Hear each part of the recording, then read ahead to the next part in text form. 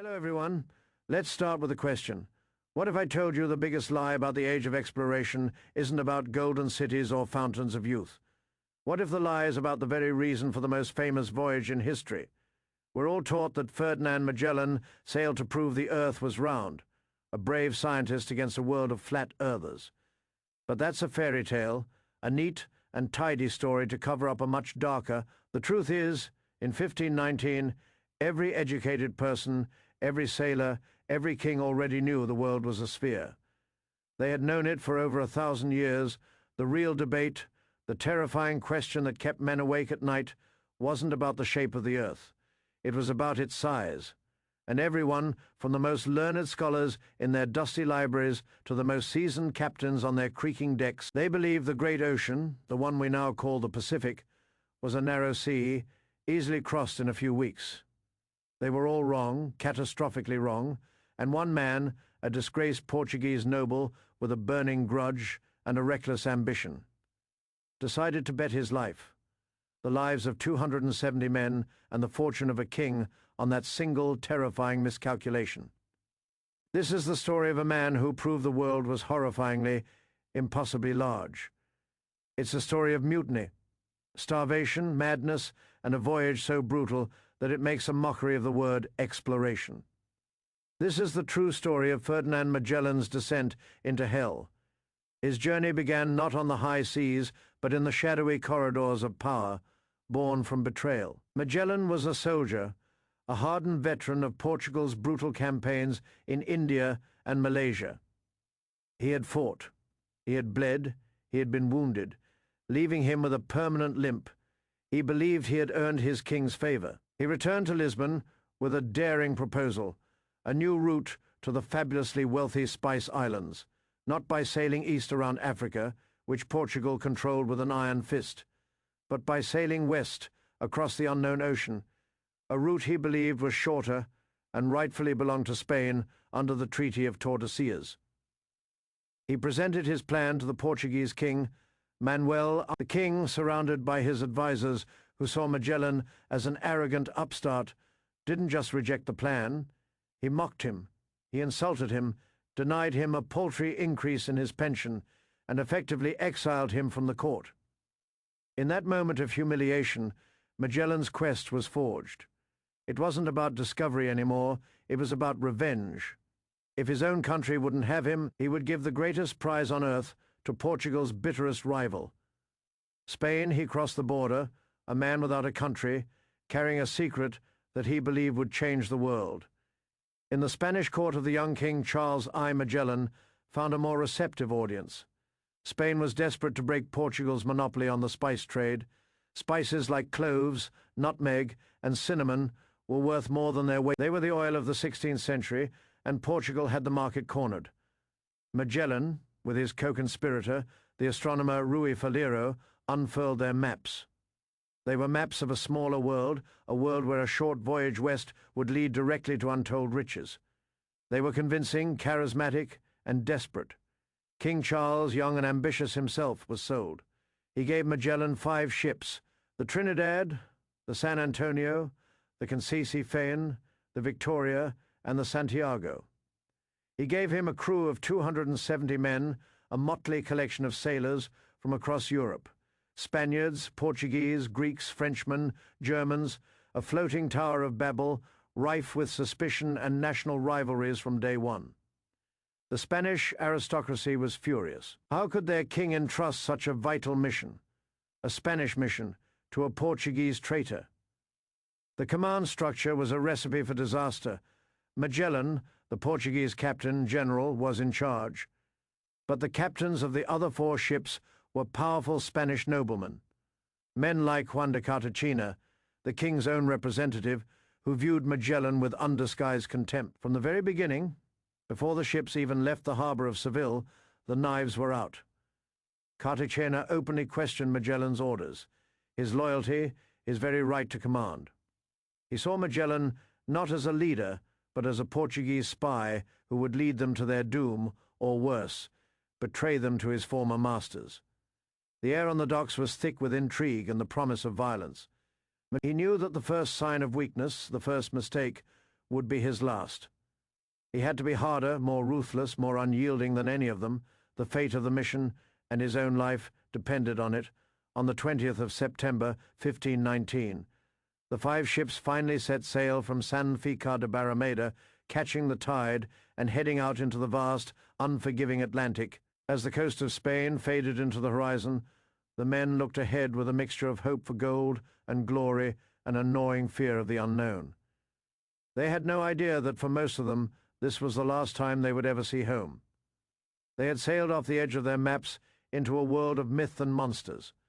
The real monsters, however, were not in the sea. They were sailing right alongside them.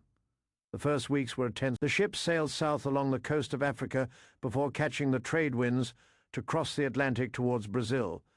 But the animosity between Magellan and his Spanish captains simmered just beneath the surface. Magellan was secretive, refusing to share his planned route with the other captains, a major breach of naval tradition. He argued it was to prevent desertion or betrayal. The Spanish captains saw it as proof of his arrogance and untrustworthy nature. Juan de Cartagena, aboard the San Antonio, grew bolder in his defiance. He began to intentionally miss the nightly ritual of hailing the flagship, the Trinidad, and addressing Magellan as Captain General. It was a small act of insubordination, but on a ship in the middle of the ocean, it was a spark in a... Magellan summoned Cartagena to his cabin. The confrontation was explosive. Cartagena, a proud nobleman, sneered at the Portuguese upstart. Magellan, a man whose authority was being challenged in front of the entire fleet, responded with cold fury. In a shocking move that stunned everyone, Magellan himself, a small man with a limp, lunged across the table and grabbed the towering Cartagena by the collar, declaring him under arrest for mutiny. He had Cartagena clapped in irons. It was a bold gamble. He had just arrested the king's personal delegate, but it worked. The other Spanish captains, for a time, were cowed into submission, but their resentment only hardened. They were biding their time, waiting for the right moment to strike. They reached the coast of what is now Brazil, a land of lush greenery and warm weather that seemed like paradise after the tense weeks at sea. But Magellan was a man possessed by his mission. He allowed his men only a brief respite for reprovisioning before pushing them relentlessly southward, down the unknown coast. He was searching for El Paso, the legendary strait that he was convinced would cut through the continent and lead him to the Spice Islands. Weeks turned into months. The weather grew colder, the seas more violent. The coastline stretched on endlessly, a monotonous wall of rock and ice. Hope began to curdle into despair. The men were freezing, their food supplies dwindling. They were sailing further. Where was the strait, had Magellan lied? Was he leading them all on a fool's errand to their deaths? The whispers started in the dark, cramped quarters of the ships. The Spanish captains, Luis de Mendoza of the Victoria and Gaspar de Quesada of the Concessi Fanon, saw their chance. Magellan's iron grip was slipping. The crew's faith was wavering. By March 1520, the fleet was battered, and the men were on the verge of open revolt. Winter was closing in. Magellan knew he could go no further. He ordered the fleet to make anchor in a desolate, windswept bay he named Port St. Julian. It was a place that felt like the end of the world, and it was here that the mutiny finally erupted. On the night of Easter Sunday, all hell broke loose. It was a carefully planned coup. Gaspar de Quesada, with a group of armed men, silently boarded the San Antonio. The largest ship in the fleet, they stormed the captain's cabin, seized control, and put the new captain, a cousin of Magellan's, in chains. Simultaneously, Juan de Cartagena, who had been released from his arrest and placed under the custody of another captain, joined the conspirators. By morning, he controlled only his own ship, the Trinidad and the small Santiago. 3 of the 5 ships, the most powerful ones, were in the hands of the mutineers. They had the numbers, they had the weapons, and they had control of the food supplies. They sent a boat to the Trinidad with a message. They were now in command. They would continue the voyage, but Magellan was to answer to them.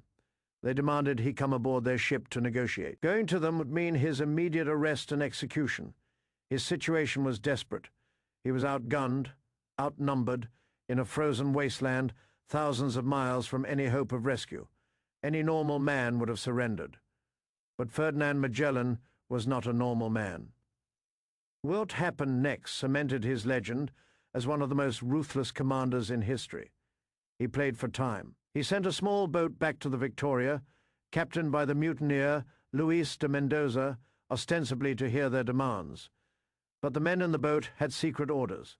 As Mendoza came to the side of his ship to receive the message, one of Magellan's men, the loyal constable Gonzalo G. Fames de Espinosa, plunged a dagger into his neck. As Mendoza collapsed, bleeding out on the deck, a second boat filled with Magellan's most trusted, heavily armed Marines swarmed the Victoria. The surprised crew, leaderless and shocked, surrendered without a fight. One ship was back under his control. The odds were now 3-2. But Magellan didn't stop there. He had the Victoria, now his, anchor alongside the other two mutinous ships, the San Antonio and the Concesi, effectively blocking their escape from the bay. The mutineers, led by Quesada and Cartagena, were trapped. That night, under the cover of a storm, Magellan sent the Trinidad drifting silently, without lights, towards the San Antonio. When it was close enough, the fight was short and brutal. The San Antonio was retaken. Now only the Concesi remained, surrounded and outgunned. It surrendered the next morning. The mutiny was over. Magellan's justice was swift and terrible. He held a court martial on the frozen shore of Port St. Julian. Luis de Mendoza was already dead. His corpse was dragged ashore, beheaded, and his body quartered. The pieces displayed on gibbets as a gruesome warning. Gaspar de Quesada, the nobleman who had started the coup, was also sentenced to death. He was beheaded, his body also quartered. As for the ringleader, Juan de Cartagena, Magellan reserved a special, crueler fate. He, along with a priest who had supported the mutiny, left behind on that desolate coast, with only a small supply of food and wine, to be abandoned to the ice, the wilderness, and the unknown. 40 other mutineers were sentenced to be chained and put to hard labor for the rest of the winter. Magellan had won. He had crushed the rebellion through sheer audacity and brutality. But the price was high. The fleet was shattered by mistrust. The men who followed him now did so not out of loyalty, but out of terror. And as they spent the long, dark months of that Patagonian winter, huddling for warmth in their creaking ships, they began to see things. They encountered the local inhabitants, the Tehuelche people, who were so tall that Magellan's men named them Patagons, or Big Feet, giving the land its name Patagonia. To the terrified, superstitious European sailors, these were giants from a mythological age. Their world was becoming stranger, more dangerous. They were at the very edge of sanity. While exploring the coast, the smallest ship, the Santiago, was wrecked in a storm. Now they were down to 4. Finally, in August 1520, the ice began to break. Magellan ordered the fleet to sail. Many begged to turn back to Spain, but Magellan's will was absolute. He would find his strait, or they would all die trying. And then, on the 21st of October, 1520, after weeks of probing dead and inlets and treacherous fjords, they saw it, a deep, promising channel, with water that tasted of salt, stretching west into the forbidding landscape of rock and glacier. Was this it? Magellan sent 2 ships, the San Antonio and the Concesi, to investigate. He gave them 5 days. The 5 days came and went. The ships did not return. Despair once again gripped the fleet. Had they been wrecked, lost in the labyrinthine maze of waterways? Magellan was about to order a search when, on the horizon, they appeared. But they weren't sailing slowly. They were racing towards them. They had found it. The passage was real. It was a treacherous, storm-lashed, winding waterway, a nightmare of currents and cliffs, but it went through.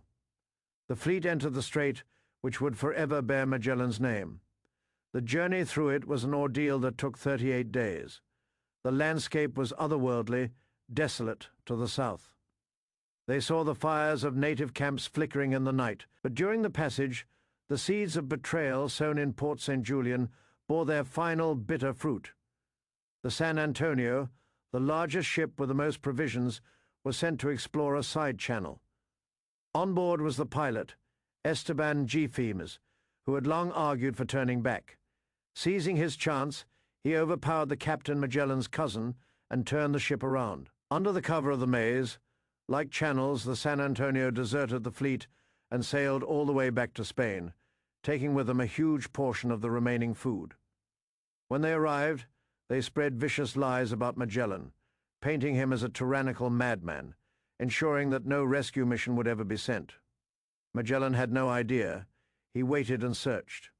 But the San Antonio was gone. But ahead of him lay a new ocean. As his remaining 3 ships finally cleared the strait and sailed into the open water, they found the sea miraculously calm and peaceful after the storms of the Atlantic, and the straight Magellan, a man not given to emotion, reportedly wept with relief. He named this new ocean Mar Pacifico, the Pacific Ocean. He thought the worst was over. He believed the Spice Islands. His revenge was within his grasp. He had no way of knowing that he had just led his men into the largest, most terrifying trap on the planet. He had sailed into the gaping maw of the void. The crossing of the Pacific was a slow-motion nightmare.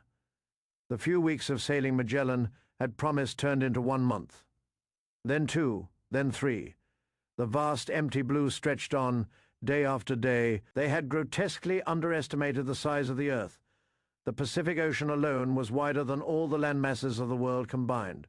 They sailed for 98 days without seeing any sign of land, except for 2 small uninhabited atolls they couldn't land on, which they called the Unfortunate Islands. The food ran out. First the biscuit, which turned to a foul-smelling powder infested with worms. They ate it. Then they ate the rats, the ship's rats, which were hunted and sold to starving men for half a ducat each. When the rats were gone, they ate sawdust from the planks. They ate the leather chafing guards from the ship's yards, pieces of ox, hide that had been hardened by the sun, the wind, and the rain. They had to soak them in the sea for 4 or 5 days, then cook them over the fire to make them chewable. Men began not from battle, but from a slow, insidious disease, scurvy. Their gums swelled up, covering their teeth, so they couldn't eat. Their limbs swelled, their joints ached, and old wounds reopened and began to rot. 19 men died in agony. 30 more were so weak they couldn't work the ship. The survivors were walking skeletons, their minds frayed by hunger and despair. This was a ghost fleet, crewed by the dead and the dying, drifting aimlessly on an endless sea under a merciless sun. This was the true price of Magellan's gamble, not just a test of endurance, but a descent into a state of existence below human. Where was the promised land? Where were the riches? There was nothing, only the blue, silent, indifferent ocean. Finally, on the 6th of March, 1521, they had crossed the Pacific. But their ordeal was not over. The natives, the Chamorro people, paddled out in their canoes and swarmed the ships, taking everything they could get their hands on, including one of the ship's longboats. To them, property was communal. To the starving, desperate Europeans, it was theft. Magellan, his humanity seemingly burned away by the Pacific crossing, responded with he led an armed party ashore, burned the village, killed 7 native men, and took back his boat. He named the island Isla de los Ladrones, the island of thieves. A few days later, they reached the Philippines. Here, at last, was the world they had been seeking, a world of islands, people, and potential wealth. They had found the eastern edge of the known world by sailing west. But something had... The man who had survived mutiny and starvation was now confronted with a new kind of temptation.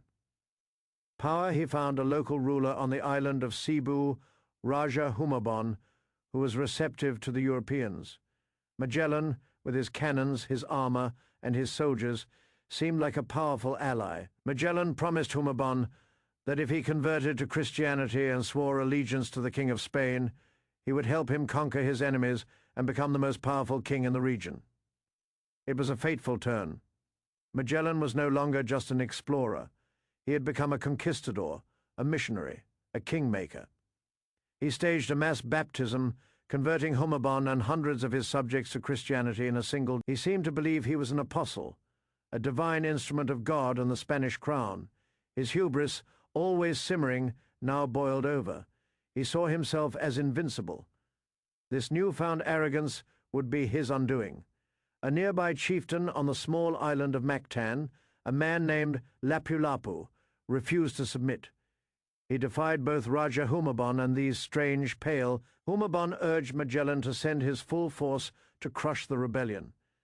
Magellan's own officers begged him to be cautious, to use overwhelming force to let their new allies fight the battle.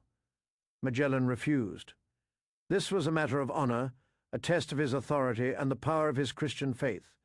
He declared that he himself would go to Mactan and teach the insolent chieftain a lesson. He would do it with only a small force of his own men to show the natives the true power of Spanish warriors. It was a catastrophically arrogant decision, born of a god complex that had been festering since he crossed the Pacific. On the morning of the 27th of April, 1521, Magellan waded ashore on the beach of Mactan with just 60 of his men in armor. He had left his ship's cannons too far out. He was met not by a small band of frightened natives, but by over 1,000 warriors, led by Lapu-Lapu himself. The battle was a disaster from the start. The Spanish crossbow bolts and musket shots were largely ineffective against the native warriors, who moved quickly and hid behind their wooden shields. The Spanish were quickly outflanked and overwhelmed. The warriors targeted their legs, which Magellan ordered a retreat, but it was too late. It turned into a chaotic rout. Magellan fought like a lion, a captain trying to protect his men, but he was soon recognized as the leader. A poisoned arrow struck him in the leg, a bamboo spear hit him in the face. He was swarmed, he fell to his knees in the shallow water of the surf. He looked back one last time to see if his men had reached the safety of the boats. Then the warriors of Mactan fell upon him, hacking him to pieces with their spears and swords. Ferdinand Magellan, the man who had bent the world to his will, who had survived betrayal and the vastness of the Pacific, died a bloody, ignominious death on a remote beach, thousands of miles from the goal he had so desperately sought. His body was never recovered. The great visionary was dead, and the voyage fell. The survivors, shocked and leaderless, returned to Cebu, only to be betrayed by their supposed ally, Raja Humabon. He invited them to a feast, then massacred over 24 of them, including the newly elected co-commanders. The dream of conquest and conversion was over. Now it was just about survival. The remaining crew were so few, they made the heartbreaking decision to burn the Concepcion, the most worm-eaten of the vessels. Now only 2 ships remained, the Trinidad and the Victoria. They fled the Philippines, a haunted, broken remnant of the Grand Armada, under the command of Juan Sebasti Elcano, a former mutineer whom Magellan had pardoned. They finally reached their original destination, the Spice Islands. They loaded the Victoria with a priceless cargo of cloves, but their journey was far from over. How to get home, the Trinidad tried to recross the Pacific, a journey of pure madness that ended in its capture by the Portuguese. The Victoria, under Elcano's command, would have to take the most dangerous route of all, west, across the Indian Ocean, around Africa, and through waters completely controlled by... To avoid capture, they sailed a radical southern route, deep in the treacherous, roaring Forties. Far from any established shipping lanes, they endured more storms, more starvation. Men continued to die of hunger. They were forced to make a stop at the Cape Verde Islands, a Portuguese outpost pretending they were returning from the Americas. But when one of their sailors tried to pay for food with cloves only grew in the Spice Islands, the Portuguese realized who they were. The Victoria's crew had to cut their anchor cables and flee for their lives, leaving 13 of their men behind as prisoners. Finally, on the 6th of September, 1522, nearly 3 years after they had departed, a single battered ship, the Victoria, limped into the harbour of Sanlúcar de Barrameda in Spain. 18 skeletal, ghostly figures out of the 270 who had set out. They had been to the other side of the world and back. They had circumnavigated the globe. They were the first humans in history to do so. They had no idea what day it was. According to their meticulous ship's log, it was the 5th of September, but in Europe it was the 6th of September. In their journey around the world from east to west, the cargo of clothes they brought back was so valuable that it paid for the entire expedition and even turned a small profit. Juan Sebastián Elcano was hailed as a hero. King Charles gave him a coat of arms featuring a globe with the motto, Primus circumdedistis me.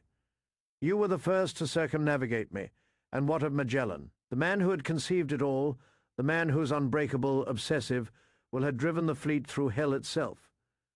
He was largely forgotten, his name tainted by the lies of the deserters from the San Antonio.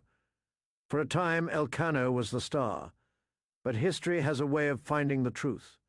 The logbook of Antonio Pigafetta, a scholar who had sailed with Magellan and was one of the 18 survivors, told it revealed Magellan not as a simple hero, but as the complex, brutal, and brilliant man he was. The man whose ambition was so vast it could only be contained by the globe itself. So did Magellan prove the world was round in a way, yes, but not in the way we think. He didn't prove it to the scholars in their libraries. He proved it to the sailors, the merchants, the kings. He demonstrated its true, terrifying, magnificent scale. He replaced the monsters on the maps with something far more frightening. Emptiness, an ocean so vast it could swallow fleets whole. He shattered the old image of a cozy, manageable world and replaced it with the one we know today, a small blue sphere of life adrift in an incomprehensible vastness. His voyage was a failure in many ways. He died for nothing on a forgotten beach.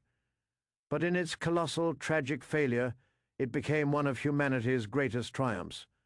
It was a testament to the sheer, stubborn, and often brutal force of human will against impossible odds. It reminds us that the great leaps forward in our history are rarely clean or noble. They are often driven by the darkest parts of our nature, by greed, It's a warning about the cost of ambition, the seductive poison of hubris, and the terrifying truth that when you sail off the edge of the known world, you may not like what you find. That's all for today's video. If you like this video, please subscribe, like it, and support us. Thank you for watching, and see you next time.